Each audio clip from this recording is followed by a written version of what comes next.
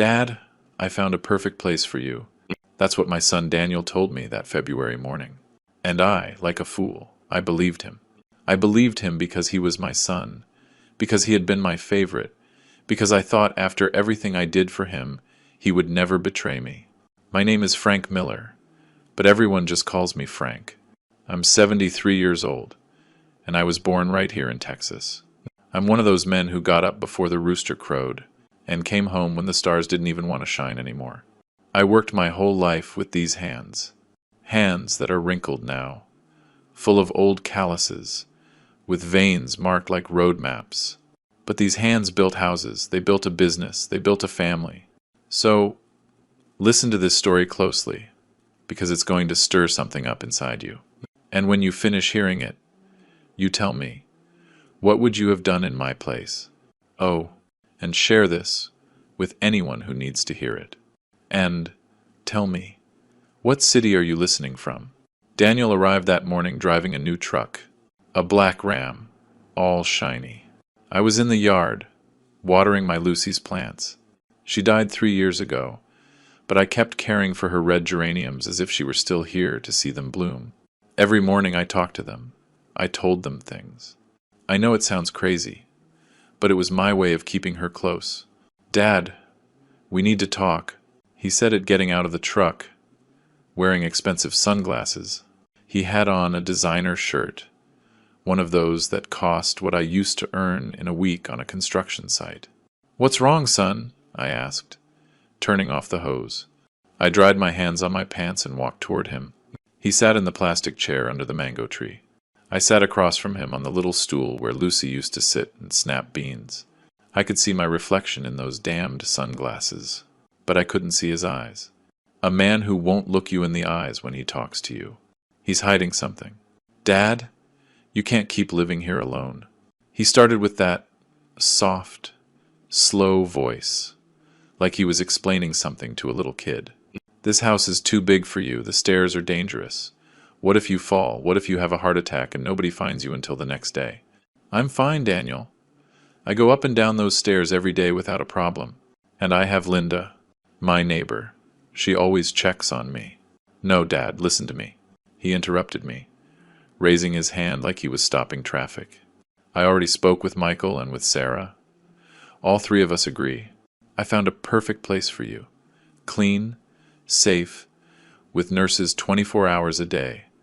With people your age, so you won't be alone. You'll be well cared for. You'll have activities, hot food 3 times a day. I felt something get stuck in my throat, like when you swallow a piece of dry tortilla without water. A nursing home? No, Dad.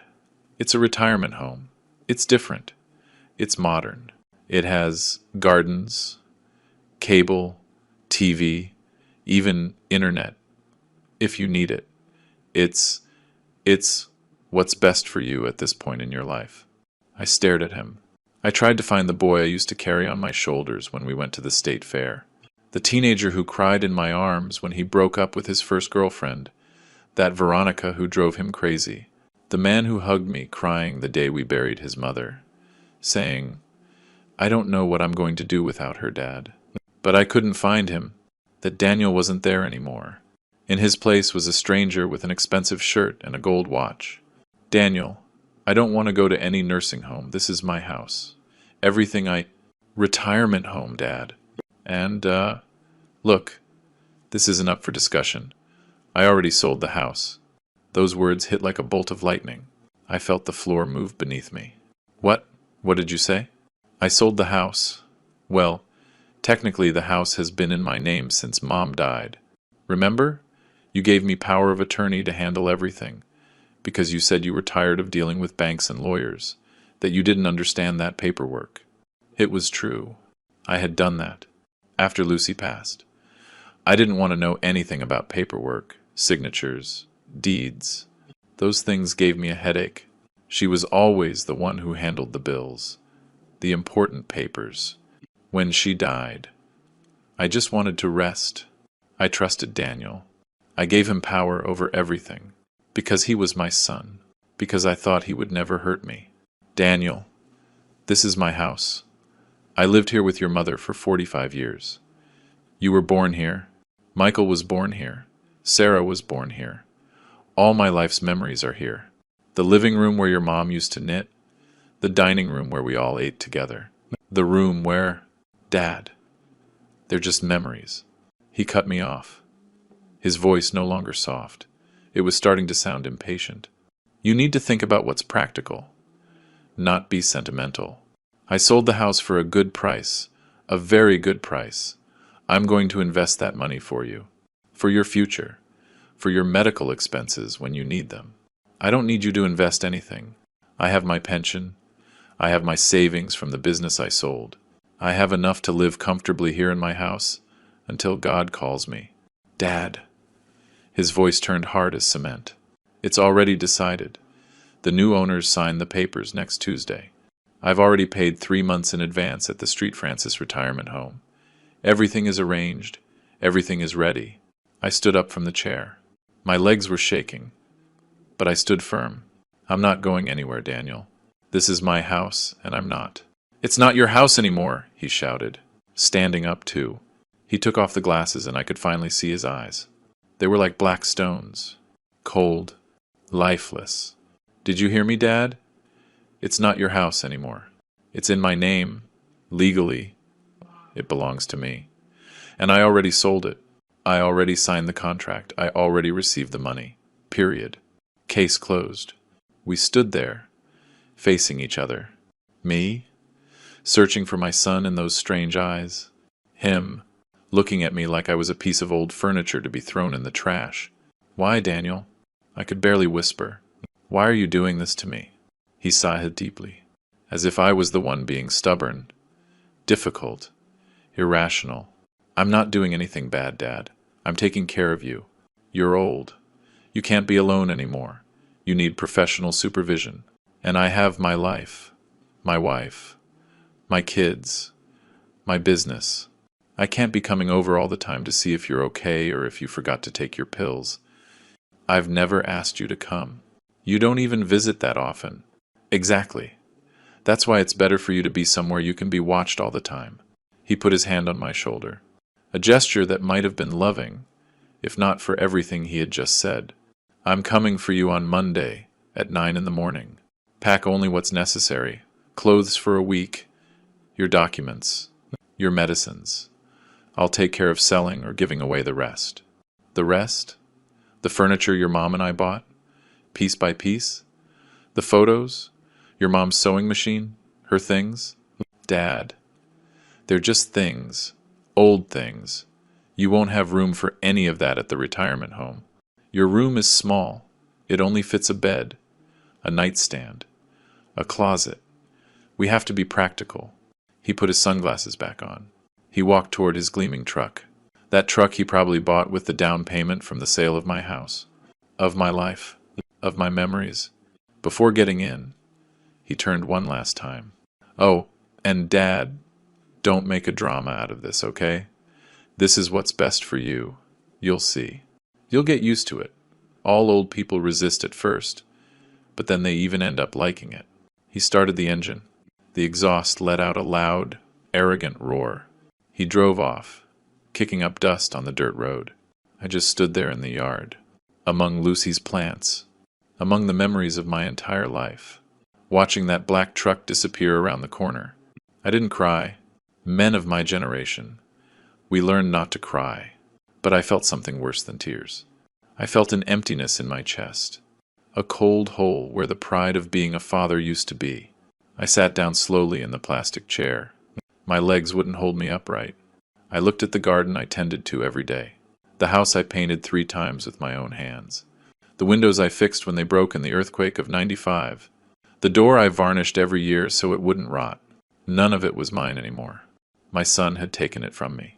My son, the one I carried in my arms as a baby, the one I taught to ride a bike, the one I carried on my back when he got pneumonia and we had no money for a taxi to the hospital, the one whose college I paid for by selling the land my father had left me. That son had just stabbed me in the back. And the worst part is, he did it while looking me in the eyes. Well, when he finally took off the glasses, I stayed sitting there. I don't know for how long. The sun moved across the sky, The shadows from the mango tree shifted. Linda, my neighbor, passed by, sweeping her sidewalk, and waved at me. I just lifted my hand. I didn't have the voice to answer. When it started to get dark, I stood up. I went into the house. Everything was silent. That silence that had been there since Lucy left. And now it felt even heavier. I sat in the armchair in the living room, the same one Lucy used to sit in to knit. I closed my eyes, and for the first time in 3 years, since I buried her, I really spoke to her. Lucy, I said in a low voice, your son betrayed us, both of us. You, who aren't here anymore, and me, who's still here. I don't know what to do, honey. I don't know what to do. The silence was the only answer. A silence that tasted like defeat. I didn't sleep that night.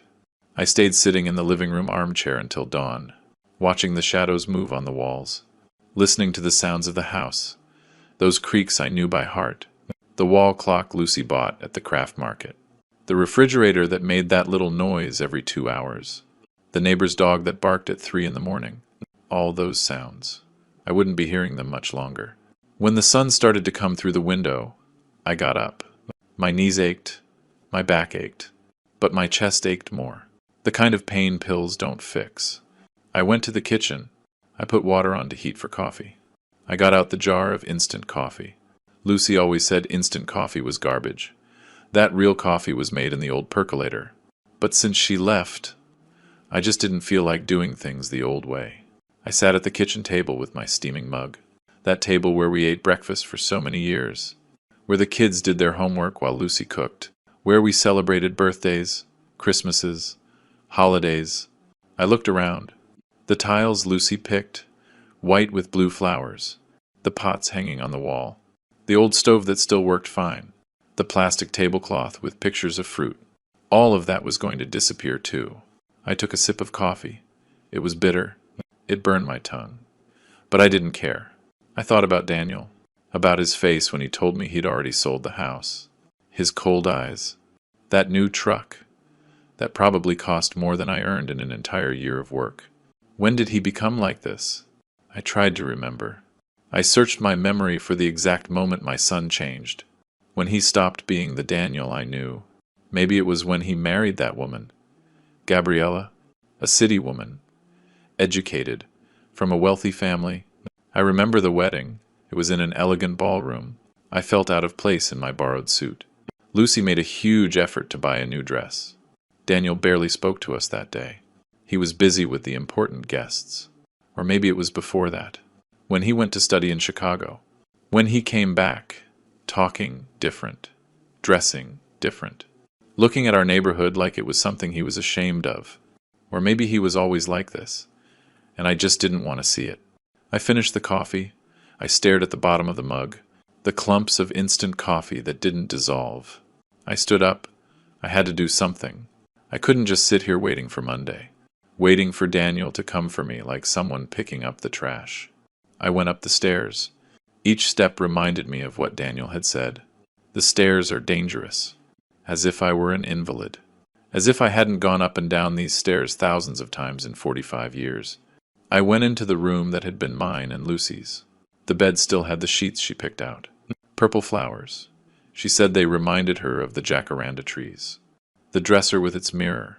Her brushes. Still there. Her hand cream. Her rosary. Hanging on the corner. I hadn't touched anything since she died. I opened the closet. Her dresses were there. They smelled like her. Like that cheap lavender perfume she loved. I ran my hand over the fabrics. I remembered every dress. The blue one she wore to Sarah's wedding. The black one from her mother's funeral. The floral one she wore to church on Sundays. Daniel said to pack only what was necessary, that he would sell or give away the rest. Lucy's dresses, her shoes, her things. It would all end up in the hands of strangers, or in the trash. I closed the closet. I couldn't look anymore. I went downstairs again. I went to the living room. I stood in front of the shelf where the photos were. Photos of a whole life. My wedding day. Lucy in her white dress. Her cousin loaned it to her. Me in my only suit, skinny as a rail. with that mustache I thought made me look older. The kids as babies. Michael in Lucy's arms. Sarah learning to walk. Daniel at his first communion, with his white suit and that crooked-toothed smile. Photos of birthdays, of trips to the lake, of Christmases, of graduations. All of that meant nothing to Daniel. I picked up a photo. It was of Daniel when he was about 10. We were at the park. I was carrying him on my shoulders. We were both laughing. Him with a popsicle in his hand. Me with my plaid shirt that I liked so much. I remembered that day. It had been a Sunday. I had worked all week. I was tired. But Daniel begged me to take him to the park. "Come on, Dad, take me out." And I took him. Because he was my son. Because seeing him happy made me happy. Was that boy in the photo the same man who told me yesterday that he had sold my house? It couldn't be. I put the photo back. I sat down in the armchair again. Outside, life went on. Linda, my neighbor, going to the market. Stephen, walking with his cane. Kids running to school. Life was normal for everyone, except for me. I looked at the phone. It was on the little table. An old phone. The kind nobody really uses anymore. Lucy had bought it years ago. She said it was important to have a phone in the house. Just in case. I thought about calling Michael. He lived in Houston, worked in a factory. He hadn't been home in years. He always said he couldn't. The work, the papers, the money. But he called me often, asked how I was, sent me dollars for Christmas. Did Michael know what Daniel was planning to do? Daniel said he had spoken with him and Sarah, that they all agreed. Was that true? I thought about calling Sarah. She lived here in the city, married to a teacher. They had 2 daughters. Sarah did come to see me. Not much. But she came. She brought me tamales. She helped me clean the house. She took me to the doctor when I had an appointment. Did Sarah also think I should be in a nursing home? I didn't call them. I didn't want to hear their voices telling me Daniel was right, that it was for the best, that I was too old to live alone. The phone rang. It startled me. I watched it ring and ring. I answered, "Hello? Dad, it's me, Sarah." Her voice sounded strange, tight. "Hi, honey." "Dad." Daniel called me. He told me about the retirement home. "Oh, Dad, I didn't know he was going to sell the house, I swear. He told me he was just going to look at options, that he was going to talk to you first, that he was going to convince you slowly. I didn't know he had already signed papers." I felt something in my chest, a little bit of relief. So Sarah wasn't in on it. And Michael? Michael didn't know either. I told Daniel to call him, to explain. But you know how your brother is. He's far away. He doesn't really know how things are here. So it's not true that you all agreed. "No, Dad, I don't agree, but—" She was quiet for a moment. "But legally, Daniel can do whatever he wants. The house is in his name. The power of attorney you gave him is very broad. It says he can make decisions for you. But he shouldn't be able to sell my house without asking me." "He shouldn't, Dad. But he can. I went to see a lawyer friend of my husband's. He told me that if the house is in Daniel's name and you sign that power of attorney, there's not much we can do." I felt the floor open up beneath me. "There's nothing I can do?" Sarah sighed. I heard her crying. "Dad, I can talk to Daniel. I can tell him to wait, to not take you yet, to look for another solution. Maybe you can come live with me for a while." "No, honey, you have your small house, your daughters, your husband. I'm not going to be a burden to you too." "You're not a burden, Dad." "Yes, I am. To Daniel. I'm clearly a burden. Daniel is he's a—" She didn't finish the sentence, but I knew what she wanted to say. "It's okay, Sarah. Don't worry. I'll be fine." "Dad, I'm going to come see you. I'll come by this afternoon. We'll talk. We'll find something. Daniel can't just do this.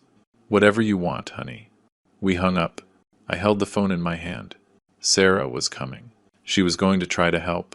But she had said it herself. Legally, Daniel could do whatever he wanted. I had given him that power. I had walked right into this trap myself. I looked at the house. My house. That wasn't mine anymore. And for the first time in many years, I felt old. An old man who made a mistake. A mistake that was going to cost me everything. Sarah arrived around 4 in the afternoon. She brought a bag of pastries and a thermos of coffee. She had always been like that, ever since she was little. When she came to visit, she always brought something, as if she could fix things with food. "Hi, Dad," she said, giving me a kiss on the cheek. Her eyes were red. You could tell she'd been crying on the way over. "Come in, honey." I opened the door. We went into the living room. She left the things on the table and sat on the armchair where her mom always used to sit. I sat in mine. "Dad," "I talked to Daniel," she started. "I told him this isn't right, that he can't just sell the house like that, that you're his father, that you deserve respect." Her voice broke.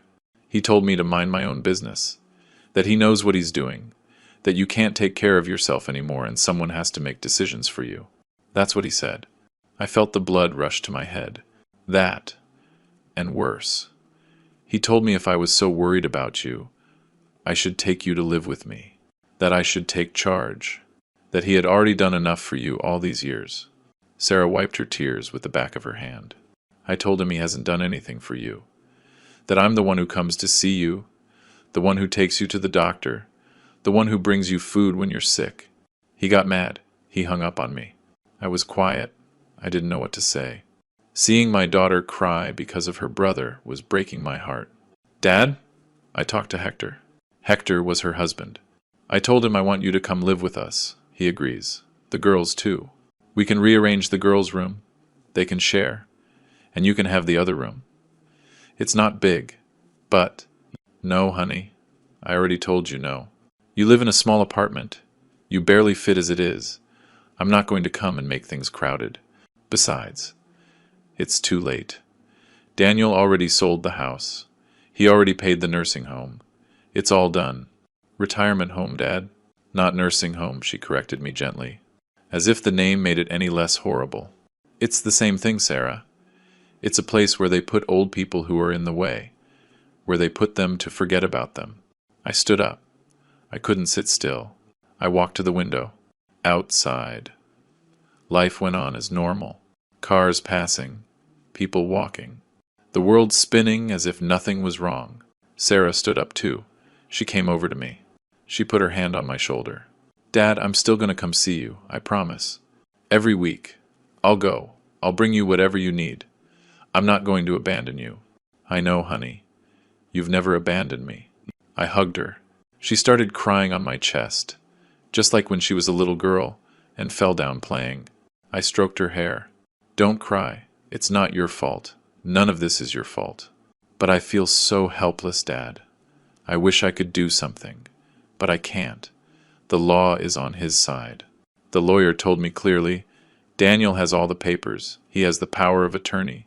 He has the house in his name. We can't do anything." We stayed like that for a while, hugging, her crying. Me, fighting back the urge to cry too, because men my age don't cry, or so we were taught. When she calmed down a bit, we sat down again. She poured the coffee, took out the pastries, my favorites. We ate in silence. The coffee was good, the pastries too, but it tasted like goodbye. "Have you packed anything?" she asked me. "No, I don't know what to pack. Daniel said only what's necessary. Clothes for a week, documents, medicines, like I'm going on vacation, and not going to be stuck there for who knows how long. I'll help you pack if you want.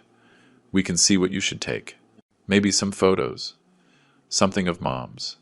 So you don't feel so alone. Do you think they'll let me have photos there?" "Of course, Dad. It's your room. You can decorate it however you want. Well, as much as you can." We finished the coffee. Sarah stood up. "I'm going to help you pack. Come on. Let's go upstairs. We'll get your clothes. See what else you need." We went up the stairs together. She went first. Me behind her. Slowly. Like I did everything lately. Slowly.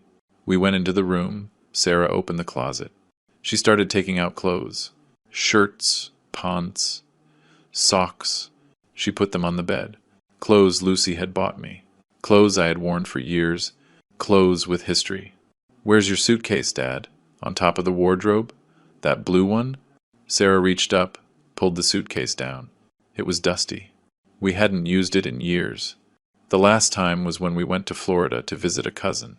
Lucy was still alive. We went on a bus, spent a week there. We ate fish, went to the beach. Lucy collected seashells. She brought them home. They're still in a basket in the kitchen. Sarah started folding the clothes, putting them in the suitcase. She did it carefully, like her mom taught her. Each item folded neatly, everything in order. What shoes are you taking? The black ones, the brown ones. That's all I need. She put them in a bag, put them in the suitcase. Where are your medicines? In the bathroom, in the medicine cabinet. She went to get them, brought them back in a bag. Pills for blood pressure, for cholesterol, for sugar. Pills that kept me alive, but sometimes made me wonder why I should stay alive, if everything was ending. Sarah kept packing. She took documents out of a drawer. My birth certificate, my ID, my insurance card. She put them in an envelope. Photos? She asked, looking at me. Grab whichever ones you want. She went downstairs. I just stood there, watching the suitcase fill up, watching my life get reduced to a dusty blue suitcase. Sarah came back with a handful of photos, the ones from the shelf in the living room. She put them carefully in the envelope with the documents. Something of Mom's? I opened the drawer of Lucy's dresser. I took out her rosary, the one she used every day, the beads worn smooth from so much prayer. I gave it to Sarah. She packed it with the photos. That's it, Dad. You have everything you need. I looked at the suitcase. That was it. 73 years of life, reduced to a suitcase that wasn't even full. Sarah closed the suitcase. She lifted it off the bed, left it by the door. I'll come by early on Monday, before Daniel, to be with you when he arrives. Okay? Okay, honey. We went downstairs. Sarah gathered her things. The thermos, the bag of pastries we didn't finish. At the door, she hugged me again. I love you, Dad, so much. Don't forget that. I love you too, honey. She left. I watched her walk to her old car. Start it. Drive away. The house was silent again. That silence that got heavier and heavier. 3 days until Monday. 3 days until Daniel came for me. 3 days until he took me out of my house, like taking out the trash on collection day. I sat in the armchair. I looked around. The walls I painted. The furniture I bought with Lucy. Dollar by dollar. The floor I laid with my own hands. All of it was going to belong to someone else. People who didn't know the stories of this house, who didn't know how much sweat and work went into every single thing. And I was going to be in a tiny room in a retirement home, with people I didn't know, eating food that wasn't from my home, sleeping in a bed that wasn't mine, waiting to die. I spent Saturday walking through the house, from room to room, touching the walls, looking at every corner, trying to burn it all into my memory, because I knew that after I left, I would probably never come back in here again. I went to the kitchen, made myself a coffee, sat at the table. From there, I could see the yard, the mango tree I planted when Michael was born. That tree was 50 years old now. It grew sweet, big, juicy mangoes. Lucy used to make mango water, made popsicles for the grandkids. Daniel used to climb that tree when he was a boy. He'd spend hours up there, reading his comic books. Did Daniel remember that tree? Did he remember the afternoons he spent up there? Probably not. To him, they were just old, worthless memories, things that could be sold or thrown away. I went out to the yard. I touched the trunk of the tree, the rough bark, the marks that time had left on it, just like me, full of scars, but still standing, still bearing fruit. Forgive me, old friend, I said to the tree. I'm leaving you alone. I hope the new owners take care of you. Although, I doubt it. I laughed to myself. I was talking to a tree. I really was going crazy. I went back in the house, went up the stairs again. I went into Sarah's room. I hadn't been in there for years, not since she got married and left. The room was empty. Only the bed was left. The walls had marks from the posters she used to hang. Music groups I don't even remember the names of. This room had been her world, her space. Now it was just an empty, dusty room. I went to Michael's room. I hadn't been in there in a long time either. It was the same. Empty. Sad. Michael left more than 20 years ago. He went to find the American dream. He found it, working 12 hours a day in a factory. He earned in dollars, but he lost everything else. His language, his homeland, his family. I talked to him on the phone every month. He always said he was coming to visit soon. He never came. There was always something. The work, the papers, the money. When Lucy died, he didn't come either. He sent money for the funeral, as if money could replace his presence. Finally, I went to Daniel's room, the biggest of the three, because he was the favorite. Because Lucy said he was the youngest and needed more space. We painted the walls blue for him. We put up shelves for his soccer trophies. We bought him a big desk so he could study. Everything we did for him, everything we gave him. And this is how he repaid me. I sat on the floor of the empty room. My knees popped. I wasn't the same man who built this house. Brick by brick. I wasn't the one who used to carry bags of cement on my shoulder, like it was nothing. Now it was hard for me to even sit on the floor. I stayed there. I don't know how long. Thinking. Remembering. Trying to understand at what point everything went to hell. At what point my son decided I was a burden and not his father. I heard a knock on the door downstairs. I got up with difficulty, holding onto the wall. I went down the stairs slowly. It was Stephen, my neighbor, my friend of 30 years. "Frank, are you okay? You look terrible, buddy," he said when I opened the door. Stephen was my age, but he looked better than me. Stood up straighter, stronger. Of course. He didn't have kids betraying him. "Come in, Stephen. Come in." We went into the living room. He sat in the guest chair. I sat in mine. "Sarah came to see me yesterday," he said. "She told me what Daniel did." "I can't believe it, Frank. I just can't believe it." "Well, believe it. On Monday. He's kicking me out. But this is your house. He can't just sell it like that." "He can. It's in his name. I gave him power of attorney over everything. I was an idiot, Stephen. An idiot who trusted his son." Stephen shook his head. "And there's no way to stop this?" "I was a lawyer, Frank. Even though I'm retired, something must be done." Sarah went to a lawyer. He told her there's nothing to do. The papers are in order. Daniel has every legal right. Legal right? Yes. But moral right? No. This isn't right. You don't do this to a father. Well, he did it. And here I am, packed and ready to go. Stephen was quiet for a moment. I saw him thinking. I knew that look. I'd seen it many times when he was solving problems for the neighbors, when he gave legal advice at the corner store. It was his lawyer face. "Frank, let me look at the papers. The power of attorney you signed. The deeds. Everything. Maybe I can find something. Some mistake. Some irregularity. It's all signed, Stephen. He already sold the house. Already got the money. But let me check anyway. Please, you lose nothing by letting me look at the documents." I didn't really want to. I didn't have any hope, but Stephen was my friend. If he wanted to help, let him try. They're in the drawer of the cabinet, the brown folder. He got up, went for the folder. He opened it right there on the living room table. Took out his glasses, the ones he used for reading. He started to review the papers. I watched him read, turn the pages, frown, make those noises people make when they're reading complicated things. "When did you sign this?" he asked, pointing to a paper. 3 years ago, when Lucy died, Daniel told me it was to make things easier, so I wouldn't have to go to the bank, the notary, and those places. That he would take care of everything. And you believed him. He's my son. Why wouldn't I believe him? Stephen kept reading. It took him about half an hour. I just watched him. I didn't know what he was looking for. I didn't know if he would find anything. Finally, he closed the folder. He took off his glasses. He looked at me with a serious face. "Frank, this power of attorney is very broad. Too broad. You gave Daniel total control over everything.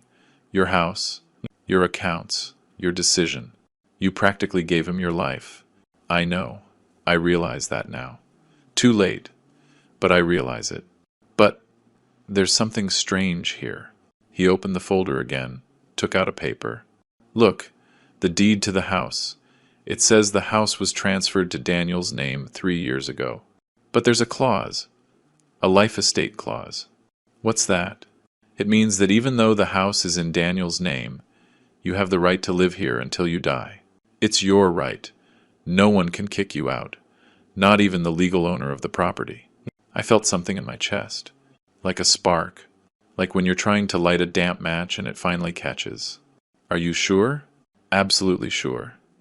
It's right here, in the deed. Registered with a notary. It's legal. It's binding.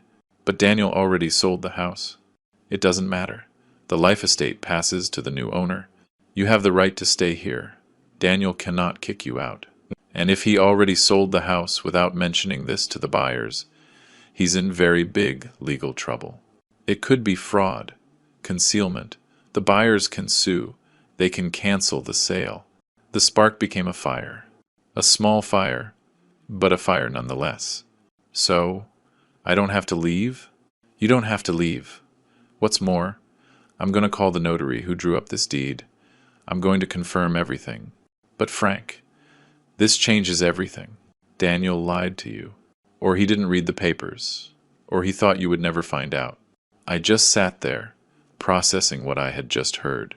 There was a way out. There was a way to fight. For the first time in days, I felt like not all was lost. Stephen left, promising he would talk to the notary first thing Monday morning. That he would confirm everything. That I shouldn't worry. But I was worried. Because it was one thing to have a piece of paper that said I had rights. And it was a very different thing to confront Daniel. My own son. I didn't sleep well that night either. I tossed and turned, thinking about what Stephen had discovered. That life estate clause. Lucy had insisted on putting it in. I remembered now. When we went to the notary to fix the papers after she got sick, she told the lawyer, I want my husband to be able to live in this house until he dies. I don't care whose name is on it. The notary wrote it down. We put it in the deed. Daniel signed. He agreed. Or he just signed without reading. Or he read it and thought I would never find out. Or he just didn't give a damn, because he was going to do what he wanted anyway. I don't know which was worse. Sunday dawned cloudy, as if even the sky knew a storm was coming. I got up early, took a shower, put on clean clothes. A plaid shirt Lucy gave me for my birthday 5 years ago. A pair of dress pants I hardly ever wore. If I was going to face Daniel, I was going to do it well dressed. With dignity. I went down to the kitchen, made coffee, some scrambled eggs, toast. I ate slowly, savoring every bite, because I didn't know if it would be my last peaceful meal, or the first of many more in my own home. Around 10 in the morning, there was a knock. It was Sarah. Dad, I came to be with you. I don't want you to be alone when Daniel arrives, she said, coming in. She looked like she hadn't slept well either. Puffy eyes, hair pulled back in a hurry. Thanks, honey. But things aren't going to happen the way you think. What do you mean? I told her what Stephen had found. The clause. The life estate. Her eyes got wider and wider as I spoke. Is that true, Dad? It's really in the papers? That's what Stephen says. And he was a lawyer. He knows about these things. Then you don't have to leave. Daniel can't kick you out. He can't. But he's coming anyway. And I have to tell him. Sarah sat on the armchair. She looked confused, part relieved, part worried. How do you think he'll react? I don't know, honey. But however he reacts, I have to face him. I have to stop him. I've had enough of him doing whatever he wants with me. We waited. Sarah went to make fresh coffee. I sat in the living room, watching the wall clock, listening to the tick-tock. With every second that passed, I felt my heart beat stronger. At 11:30, he arrived. We heard the truck park outside, the door slam, the footsteps on the gravel path. The doorbell rang. Sarah looked at me. Want me to get it? No, I'll get it. I stood up, walked to the door, took a deep breath, opened it. There was Daniel, with his sunglasses, his expensive shirt, his gold watch, his face like he was here to run an annoying errand. "Good morning, Dad. I'm here for you. Are you ready?" He spoke to me like I was a little kid, with that sweet voice that made me angrier than if he had yelled. "I'm not going anywhere, Daniel." He took off his glasses, looked at me. He's confused. "What do you mean? We agreed on today." "I know what we agreed, but I changed my mind. I'm not going. I'm staying in my house." "Dad," I already explained, "this isn't your house anymore. I sold it." "Then the new owners have a problem, because I have a life estate. I can live here until I die. It's in the deed. You signed it yourself." Daniel's face changed. From confusion to surprise. From surprise to anger. "Who told you that?" "It doesn't matter who told me. What matters is that it's true. Your mother put it in the papers when we did the transfer. You signed it. You agreed to it." "Dad, that was 3 years ago. Things changed. You changed. You can't." "I haven't changed at all. I'm still the same. The one who changed was you. The one who became an ungrateful son was you." Daniel clenched his jaw. He walked into the house without an invitation. Sarah was standing in the living room entrance. "Oh, I see. You told him, didn't you?" he said to Sarah, with venom in his voice. "You stuck your nose where it doesn't belong." "I didn't tell him anything," Sarah answered firmly. "But even if I had, what's the problem? That Dad knows his rights? That he knows you were trying to trick him?" "I wasn't tricking him. I was taking care of him." "You two don't understand. He can't be alone anymore. He forgets things. He doesn't take his medicine right. Any day he's going to fall and—" "Those are just excuses," I interrupted him. "The truth is, you wanted my house. You wanted to sell it, keep the money, and get me out of the way so I wouldn't be a bother." "Keep the money, Dad? I was going to invest that money for you, for your expenses." "Don't lie to me, Daniel. If it was for me, you would have given it to me. But you wanted it for you, for your luxuries, for your new truck, for your rich life." Daniel took a step toward me. Sarah got between us. "Don't you get near him," she told her brother. "Move, Sarah. This is between me and my dad." "I'm not moving. And this isn't just between you two. It's about family, and you are disrespecting our father." "Disrespecting him? I'm the only one who's taken care of him, the only one who's come to see him, to help him with his things." "Help him? You call selling his house without telling him helping?"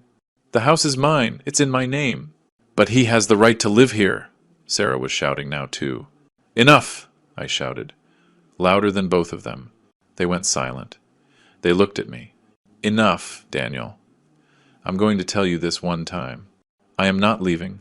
I am staying in my house. If you sold the house, that's your problem. You fix it. Give the money back. Cancel the sale. Do whatever you have to do. But I am not moving from here." Daniel looked at me with pure hatred. A hatred I had never seen in his eyes, not even when he was a kid, and I scolded him. "You know what, Dad? Fine. Do whatever you want. Stay in your damn old house. But don't come looking for me when you need something. Don't call me. Don't ask me for help. As far as I'm concerned, you no longer have a son. If that's how you want it, fine. Because the son I raised wouldn't have done what you did." Daniel turned around, walked to the door. Before leaving, he turned one last time. "This isn't over. I'm going to talk to my lawyer. I'm going to find a way to get you out of here. You'll see." He left. The truck started with a roar. He sped off, making noise, leaving smoke. I just stood there. Sarah hugged me. "You did good, Dad. You did real good." But I didn't feel good. I felt empty. I had just lost my son. Well, my son had already lost me a long time ago. I had just realized it. I sat in the armchair. Sarah sat next to me. "What now, Dad?" "I don't know, honey. I don't know." But I knew one thing. Daniel was going to make good on his threat. He was going to try and get me out of here, and I had to be ready to fight. The next few days were strange, like living in a house that didn't feel like home anymore. I knew Daniel was planning something. I could feel it. Sarah came to see me every day. Sometimes she stayed for hours. She brought me food. She kept me company. But I could tell she was worried too. Daniel won't answer my calls, she told me one day. I've called him like 20 times. Nothing. He blocked me. Let him. If that's how he wants to be, so be it. But it wasn't that easy. As much as I wanted to forget about Daniel, he was my son. And even though he had betrayed me, a part of me still hoped he would come to his senses. That he would come and ask for forgiveness. That things would go back to how they were. What a fool I was. On Wednesday, Stephen came to see me. He looked worried. Frank, we need to talk. What's wrong? I spoke with the notary. He confirmed everything. The life estate is real. It's valid. But there's a problem. My stomach tightened. What problem? Daniel hired a lawyer. A good lawyer. Expensive. They're going to try to declare you mentally incompetent. What? If a judge determines you're no longer in your right mind, that you can't make decisions for yourself, they can take away the life estate. They can name him as your legal guardian, and then he can do whatever he wants, including putting you in a nursing home against your will. I felt the floor move. But I'm fine. I'm perfectly sane. I know that. We all know that. But Daniel's going to get doctors. He's going to present evidence that you forget things, that you can't take care of yourself. He's going to paint a picture where you're a senile old man who needs to be put away. That's a lie. It's all a lie. I know, Frank. But in court, the truth doesn't always win. Sometimes the person with the better lawyer wins. And Daniel has money to pay for the best. I sat down. My legs wouldn't hold me. So, what do I do? You need a lawyer, too. Someone to defend you, to present evidence that you're fine. Psychological evaluations. Testimony from people who know you. We have to prepare to fight this. And how much does a lawyer like that cost? Stephen was quiet. I already knew the answer. More than I had. My pension barely covered my living expenses. The savings I had from the business weren't much. Daniel knew that. That's why he was playing this card. Because he knew I couldn't afford to fight. I can help you with some things, Stephen said. But you need formal representation. Someone to go to the hearings. To file the documents. I don't have money for that, Stephen. Then get a public defender. Talk to the legal aid office. A public defender against Daniel's expensive lawyer. I already knew how that would end. Stephen left, giving me more information. Forms I had to fill out, places I had to go. I felt lost. My whole life. I had been a man of physical labor, of my hands, not of papers and forms and courtrooms. That night, I called Michael. I needed to talk to someone. Sarah already had enough on her plate. I didn't want to burden her more. Dad, are you okay? Michael answered. He always asked the same thing. No, son, I'm not okay. I told him everything. About Daniel, the house, the life estate, the threat of being declared incompetent. Michael listened in silence. He just made noises every now and then, so I knew he was still there. When I finished, he sighed. Dad, I didn't know things were this bad. Daniel called me a few weeks ago. He told me he was going to put you in a retirement home, that it was for the best. I believed him. I thought it was a good idea. You thought that too. Dad, forgive me. I'm not there. I don't know how things really are. I only know what Daniel tells me. And he's always been convincing. He's a liar, Michael. He sold my house without telling me. He wants to put me away to keep everything. I know, Sarah told me. Dad, I want to help you. I really do. But I'm far away. And I don't have much money. I'm working 2 jobs to support my family. I can't. I'm not asking for money, son. I just wanted to talk. I just wanted you to know the truth. And what are you going to do? Fight? As long as I have strength, I'm going to fight. Dad, be careful. When Daniel gets stubborn, he's dangerous. He's always been that way. Since he was a kid. You know that. It was true. Daniel was a stubborn kid. When he wanted something, he didn't stop until he got it. He'd cry, scream, throw tantrums. And Lucy. She always gave him what he wanted. He's the youngest, she'd say. Leave him be. I'd tell her she was spoiling him. She'd say I was too hard on him. In the end, Daniel always won. And now, Daniel was a man, with power, with money, with lawyers, and he still wanted to win, no matter who he had to crush. I'll be careful, Michael. Thanks for listening. Dad, if you need anything, anything at all, call me. I'll find a way to help. Okay, son. Take care. I hung up. I held the phone, watching the screen go dark. I had two children who loved me, Sarah and Michael. But Sarah could barely handle her own life, and Michael was thousands of miles away. And I had one son who hated me, who wanted to destroy me, who had the power to do it. I went to the kitchen, opened the pantry, searched in the back. There it was, the bottle of tequila they gave me at my retirement. I'd never opened it. Lucy said we should save it for a special occasion. Well, this was the occasion, a specially screwed up occasion, but an occasion nonetheless. I opened the bottle, poured a shot. I downed it in one gulp. It burned.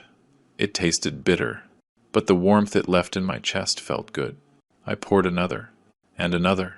I wasn't a drinking man, but tonight I needed something to help me sleep, something to make me forget, even for a few hours. I finished half the bottle. I stumbled to bed.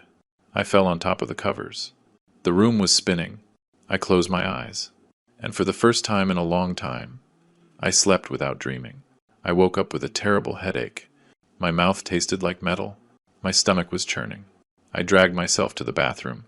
I saw myself in the mirror, an old man with red eyes, hair sticking up, unshaven. I looked pathetic. Is this what you want to be? I said to myself in the mirror. A drunk old man who gives up? Lucy would have smacked me on the head. She always said problems aren't solved with a bottle, that you have to face them with a clear head and a strong heart. I took a cold shower. I shaved. I put on clean clothes.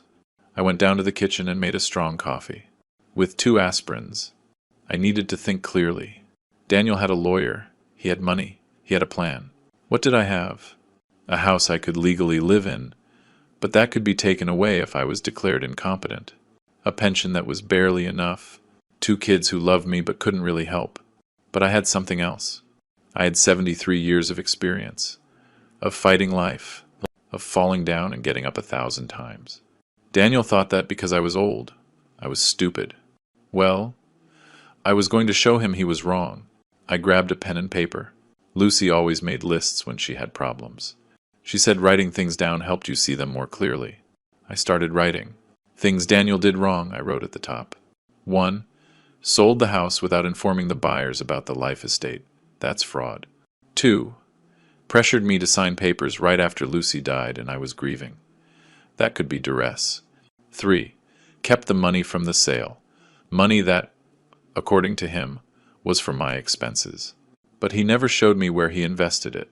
As I wrote, I remembered more things that didn't seem important at the time, but made sense now. About 6 months ago, Daniel asked me to sign some papers. He said it was to renew my health insurance. I signed without reading. I trusted him. What did I really sign? More powers? Authorization to manage my accounts? I also remembered that after Lucy died, Daniel insisted I give him access to my bank account to help you with the bills, Dad, so you don't have to go to the bank. I agreed. I gave him my card, my PIN, everything. How much money had he taken out of there? I needed to know. I finished my coffee. I got dressed. I walked out of the house. I walked to the bank. It was 10 blocks away. I used to walk it with no problem. Now it was difficult. My knees hurt. I got tired. But I made it. I went in. There was a line. I waited for about half an hour. Finally, it was my turn. Good morning. I need to see my account activity for the last 3 years, I told the girl at the counter. Do you have your statement? No, that's why I'm here. I haven't received a statement in a long time. Let me see. She typed on her computer. She frowned. Sir, your account is registered to receive e-statements at this email address. She showed me the screen. It was an email I didn't recognize. Probably Daniel's. That's not my email. I don't have an email address. Would you like to change it?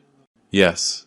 And I also want to change my PIN, and I want to make sure no one else has access to my account."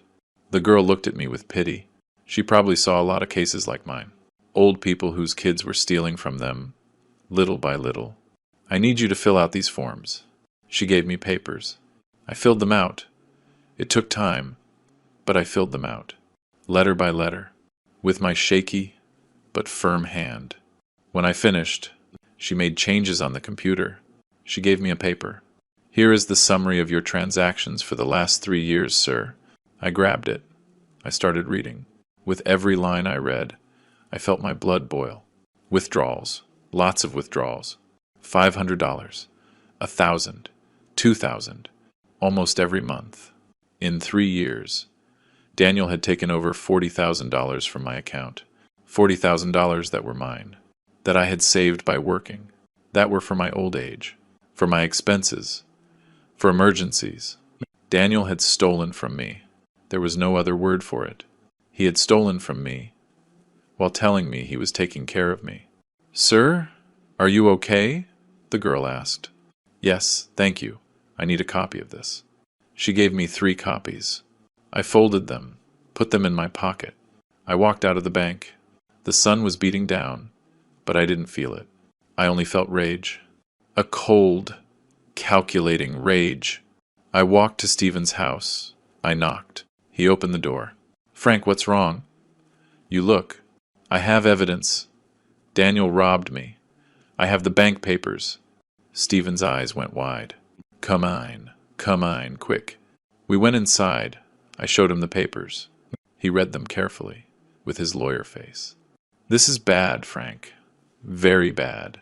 If he only had access to your account to help with bills.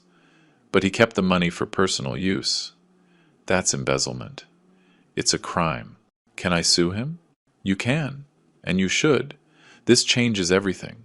This isn't just a civil problem about a life estate anymore. This is criminal. He could go to jail." I felt something in my chest. It wasn't joy. It was justice. Pure, hard justice. What do I have to do? First, we go to a criminal lawyer, someone who knows these cases. Second, we file a formal complaint with the district attorney. Third, we present all this evidence, the bank statements, the withdrawals, everything. And will that stop his plan to declare me incompetent? More than that. When a judge sees that Daniel is stealing from you, manipulating you, using his power for his own benefit, there is no way they will grant him guardianship. On the contrary, they'll investigate him. For the first time in weeks, I smiled. A small, but real smile. "Do you know a criminal lawyer?" "I know the best. His name is Mr. Morales. He's tough. He doesn't mess around. And he hates kids who abuse their parents. He had a similar case years ago. He won. How much does he charge?" "Let me talk to him. I'll tell him your situation. See if we can work something out." Stephen took out his phone. He dialed. He spoke to someone. Explained my case. He listened. He nodded. He says he can see you tomorrow at 10 in the morning. At his office. I'll be there. I left Stephen's house with a firmer step. With a clearer head. With a purpose. Daniel wanted to play dirty. Well, we were both going to play dirty. But I had something he didn't. I had the truth on my side. And the truth, sooner or later, always wins. The next day, I got up early. I dressed well. Dress pants. A white shirt. The shoes I wore to church. If I was going to see a lawyer, I was going to look presentable. With dignity. Stephen picked me up at 9:30. We went in his old car, but it ran well. Mr. Morales' office was downtown, in an old but grand building, the kind with history. We went up to the 3rd floor. The secretary greeted us. She showed us into an office with bookshelves full of thick books. Legal codes, laws, things I didn't understand, but they gave me confidence. Mr. Morales was a man of about 50. Gray hair, dark suit, a serious face, but kind eyes. He shook my hand firmly. "Mr. Miller, a pleasure. Stephen told me about your situation. Let me tell you, Cases like yours make my blood boil. Children who abuse their parents are the worst of the worst. I liked him immediately. We sat down. I took out all the papers I had brought. The bank statements, the copies of the deeds, the power of attorney, everything. The lawyer reviewed them calmly, reading every line, making notes in a notebook. After about 20 minutes, he looked up. Mr. Miller, there are several crimes here. Fraud, breach of trust, possible forgery. If he had you sign documents by misleading you. This is serious. Your son could face jail time. I know, I said, and I meant it. Part of me, the part that was still a father, felt pain, thinking of Daniel in jail. But the other part, the part that had been betrayed, robbed, humiliated, wanted justice. Are you willing to see this through to the end? Because once we file the complaint, there's no going back. Your son will know it was you. He will try to pressure you, to make you feel guilty. Are you prepared for that? I thought about Lucy, about how she always said family was the most important thing, but she also said that respect is earned. And Daniel had lost my respect completely. I'm prepared. Do what you have to do. The lawyer nodded. Very well. We'll do this in steps. First, today, we go to the district attorney's office. We file the formal complaint. We present all this evidence. Second, we request protective measures so he can no longer access your accounts or make moves with your properties. Third, when he files his incompetence lawsuit against you, we countersue with this. The judge will see who is really in the wrong. And how much is this all going to cost me? The lawyer leaned back in his chair. Stephen told me about your financial situation. Normally, I charge $15,000 for a case like this. But I'm going to make an exception. You'll pay me $5,000, $2,000 now, and $3,000 when we win. Because we are going to win. $5,000? It was money I had, from what was left of my savings, after what Daniel stole. But if it bought me justice, it was worth every penny. I accept. He took out a contract. We signed it. I gave him a check for $2,000. Stephen was the witness. Now, let's go to the DA's office, the lawyer said, putting the papers in his briefcase. The three of us went in Stephen's car.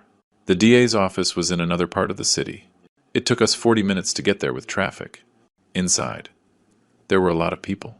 People waiting, people crying, people with looks of tragedy on their faces.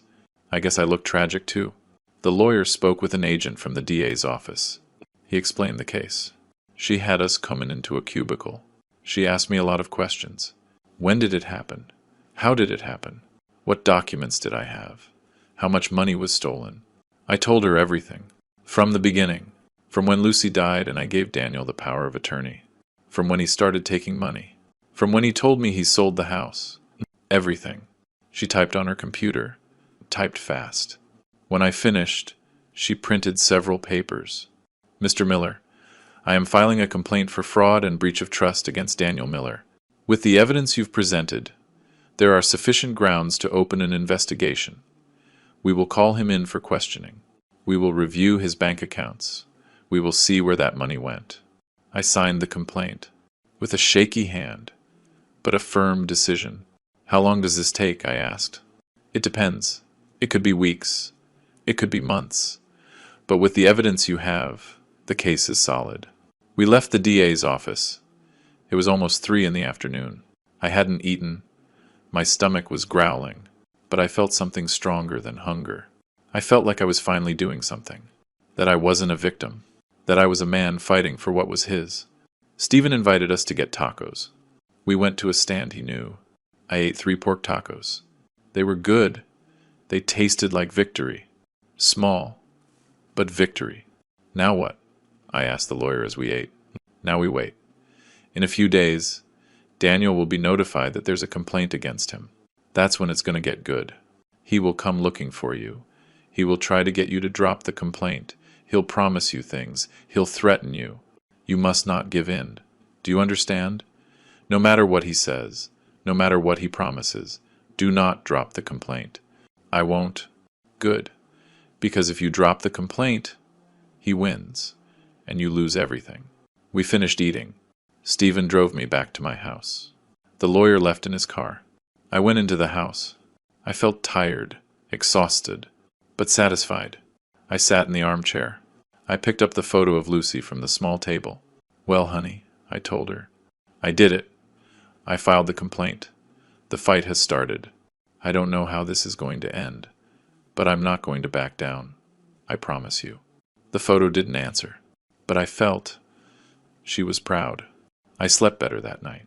Still worried, but with a clear conscience. I had done the right thing, even though it hurt, even though it was against my own son. I had done the right thing. And now, all I could do was wait. 5 days passed. 5 days of waiting, of nerves, of wondering if I had done the right thing. Sarah came every day. She brought food, kept me company. I told her what I had done. At first, she was silent. Then she hugged me and cried, "You did the right thing, Dad. Daniel brought this on himself." Michael called, too. I told him. He sighed on the other end of the line. "Dad, I support you, but be careful. Daniel is going to be furious." I knew. I was prepared. Or so I thought. Friday morning, I was drinking coffee in the kitchen when I heard the truck. That powerful engine sound I knew. It parked hard. The door slammed. The footsteps were fast, furious. Someone banged on the door. They didn't knock. They banged, like they wanted to break it down. "Open up, Dad! Open this damn door!" I took a deep breath. I put down my coffee mug. I walked slowly to the door. I opened it. Daniel was there. But it wasn't the Daniel in the suit and expensive glasses. It was a different Daniel. Disheveled, unshaven, with red eyes, with a look of hatred I had never seen. "What did you do, Dad? What the hell did you do?" he shouted, pushing his way in. He had a paper in his hand. He was waving it. "I got a summons. A damn summons from the DA's office. They say you reported me for fraud." "That's right. I did." "Are you crazy? I'm your son. Your son, Dad. A son doesn't steal from his father. A son doesn't sell his father's house without telling him. A son doesn't try to put him in a nursing home to keep everything." "I didn't steal from you. That money was to be managed, to be invested for you." "Then where is it? Show me where you invested $40,000. Show me the papers, the investments, anything." Daniel was silent. He clenched his jaw. "You can't?" "Of course you can't. Because you spent that money. On your truck, on your expensive clothes, on your rich life, with my money. It was my inheritance. I deserved it. It wasn't your inheritance. It was my savings, from my work, from my life, and I didn't give it to you. You stole it from me." Daniel took a step toward me, threatening. I didn't move. I wasn't afraid of him anymore. Or maybe I was, but I wasn't going to show it. "You are going to drop that complaint. Today, we are going to the DA's office together, and you're going to say it was a misunderstanding, that everything is settled. I'm not dropping anything. Dad, you don't know what you're doing. If this continues, I could go to jail. Do you understand? Jail! Is that what you want? To see your son in jail? I want justice. If that means you go to jail, then you'll go. You're senile. You're crazy. This is exactly why you need to be in a home, so you don't make stupid decisions like this. The only stupid decision I made was trusting you." Daniel looked at me with so much hatred, I thought he was going to hit me. I saw him clench his fists, how he was breathing heavily. But he didn't touch me. He knew if he touched me, it would make everything worse. "You know what, you stubborn old man? Fine, do what you want. But you are going to regret this. I'm going to hire the best lawyer in the state. I'm going to fight this, and I'm going to win. And when I win, I'm going to put you in the worst nursing home I can find, one where Sarah and nobody else can visit you, where you can rot alone. Threaten me all you want, Daniel. You don't scare me anymore. It's not a threat. It's a promise." He turned around, walked to the door. Before leaving, he turned. "One last thing. Mom would be so disappointed in you. Destroying your own family, sending your son to jail. She never would have done that." Those words. They hurt more than all the others. because I knew he was right about one thing. Lucy would have suffered so much through all this. But I also knew Lucy would have been more disappointed in Daniel, in what he had become. Your mother would be disappointed in both of us, in me, for not raising you better, and in you, for becoming this. Daniel left, slamming the door. The house shook. I heard the truck start. The tires squealed. He was gone. I stood there, shaking, not from fear, from anger, from sadness, from everything at once. I went to the armchair. I sat down. My hands were trembling. The phone rang. It was Sarah. "Dad, are you okay? Daniel just called me. He's furious. He told me you reported him, that he could go to jail." "It's true, honey. I reported him." "Dad, I understand why you did it. But be careful. Daniel is out of control. We don't know what he's capable of. He already came. He already threatened me. He already left." "Did he do anything to you? Did he touch you?" "No. He just yelled. Just threatened." "I'm on my way. Give me 20 minutes. "You don't have to, honey. I'm fine." "I'm coming anyway." She hung up. I held the phone in my hand. I looked around the house. My house, that I had fought so hard to keep. My house, that now felt like a battlefield. Had I done the right thing? Or had I just made everything worse? I didn't know, but there was no turning back now. The phone rang again. An unknown number. "Hello? Mr. Frank Miller?" "Yes, this is he." "This is Mr. Morales' office. I'm calling to inform you that Daniel Miller has just filed a legal response. He is countersuing. He claims you have senile dementia, and that the complaint is invalid because you are not mentally competent." There it was. The counterattack. Fast and dirty. And now what happens? The lawyer says not to worry, that we expected this, that you have an appointment tomorrow with a forensic psychologist. He's going to evaluate you. He will certify that you are perfectly sane. With that, we'll dismantle his argument. "What time?" 10 in the morning, at Dr. Ramirez's office. I'll text you the address. "I'll be there." I hung up. Sarah arrived. She ran in, hugged me. "Dad, everything is going to be okay. I promise." I wished I had her certainty, because I no longer knew what was going to happen. I only knew that the war had truly begun, and that only one of us was going to win. Saturday morning, Sarah picked me up. We went together to Dr. Ramirez's office. It was a medical building in a modern part of the city. Everything was clean, white. It smelled like a hospital. Dr. Ramirez was a serious man, with a gray beard. He asked me a lot of questions. About my life, about my family, about what I remembered. He had me do tests, draw things, repeat numbers, solve problems. I felt like a kid in school, but I did it all, with patience, calmly. After 2 hours, he finished. "Mr. Miller, you are perfectly sane. Your memory is fine for your age. Your reasoning ability is excellent.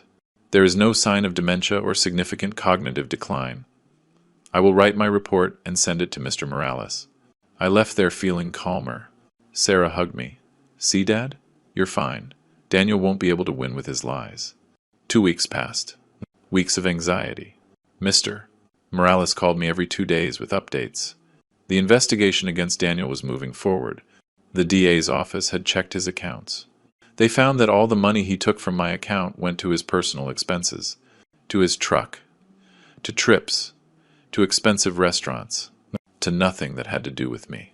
They had also spoken with the buyers of the house. They didn't know about the life estate. Daniel had never mentioned it.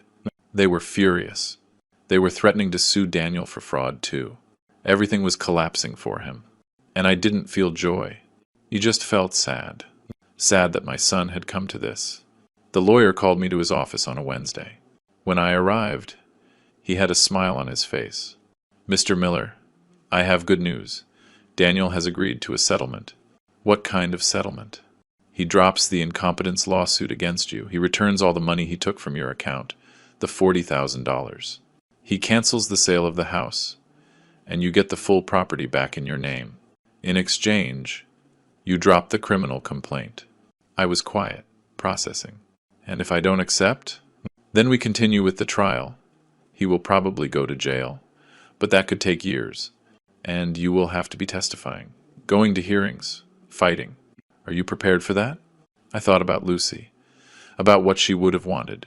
I thought about Daniel as a boy, the son he was, before he became this. I thought about myself, about what I had left of my life.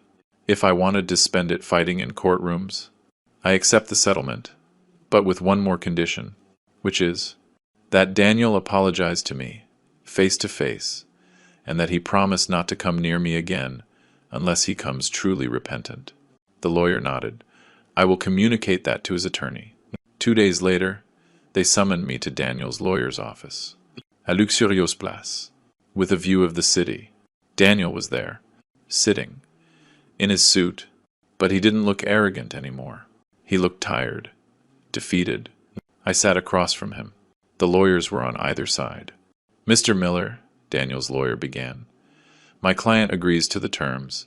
He will return the money. He will cancel the sale. He will transfer the property back to your name. You're missing something, I said, looking at Daniel. Daniel clenched his jaw. He looked at me. He finally looked at me without hatred, just with shame. Dad, I'm sorry. I'm truly sorry. I got carried away by greed, by wanting to have more. I thought I deserved it, that I had done enough for you two. But I was wrong. It was all wrong. I shouldn't have sold the house. I shouldn't have taken the money. I shouldn't have treated you the way I did. They weren't perfect words, but they sounded sincere, or at least, more sincere than anything he had said to me in months. Are you really sorry? Or are you just sorry you lost?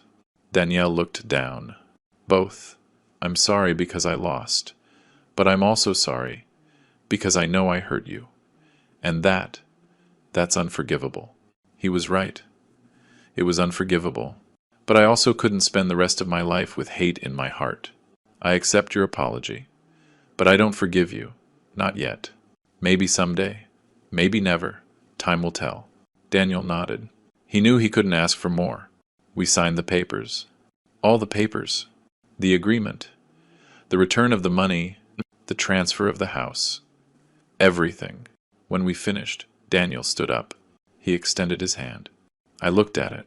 For a moment, I thought about not taking it, but I took it. A cold, formal handshake. Without love, but without hate. Goodbye, Dad. Goodbye, Daniel. He left. I stayed with Mr. Morales. You did the right thing, Mr. Miller. I hope so. A month passed. The money appeared in my account. The house was back in my name, with new deeds. Clean. No powers of attorney. No tricks. Sarah came to celebrate. She brought a cake, her daughters. We had a little party in the living room. In my living room. In my house. That was now completely mine. Michael called from Houston. He congratulated me, told me he was proud of me. Daniel didn't call. He didn't come. I heard nothing from him. And that was fine. One afternoon, I was in the yard, watering Lucy's plants. The geraniums were blooming. Red. Beautiful. Just how she liked them. You see, honey? I said to the plant, as if she could hear me. I didn't let him. I fought. I won. The house is still ours. And I'm still here, still standing. The wind blew softly. The flowers swayed. And I felt like she was telling me I had done well. I sat in the plastic chair under the mango tree. I looked at my house, the walls I painted, the windows I fixed, the yard I cared for. It was all still there. It was all still mine. I lost a son along the way. That hurt. It hurt every day. But I gained something more important. I gained my dignity. I gained my freedom. I gained the right to live my final years in peace. In my house, with my memories. And that, at the end of the day, was worth more than anything. I closed my eyes. The sun warmed my face. The birds were singing. Life went on. And I was going on too. Still here. Still fighting. Still alive. Because we old folks, we aren't fools. We aren't weak. And when they push us, we push back. With everything we have. And sometimes, just sometimes, we win. And you know what? If someone does something similar to you, if someone betrays you, if someone thinks that just because you're older, you don't count, remember my story. Fight. Don't give up. Because as long as you have breath, you have the right to defend what's yours. Now, you tell me, what would you have done in my place? Would you have stayed quiet? Or would you have fought? And hey, share this story with someone who needs to hear it. And tell me, what city are you listening from?